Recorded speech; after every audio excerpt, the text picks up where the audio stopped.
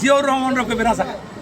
এখন ওনাদের ওরকম একটা মেশিন, বুঝছেন, ওনাদের এইরকম মেশিন হয়েছে, সেই মেশিনে ওনাদের সাথে যে থাকবে তার কোনো দোষ নাই, সে হলে একেবারে পবিত্র, এই জান্নাতে যাবে, সকল কিছু ফিল আপ হয়ে গেছে, জান্নাতি হয়ে গেছে, এই শরবত পান করেই যাইবে, এরকম একটা অবস্থা হয়ে গেছে। ওনাদের কাছে গেলেই ওইটা মনে করেন জান্নাতি, ইমানদার, এবং সে সৎ, সে মিথ্যা কথা বলতে পারে না, সে দর্শক হতে পারে না, সে দুর্নীতিবাজ হইতে পারে না, সে কিছুই হইতে পারে না।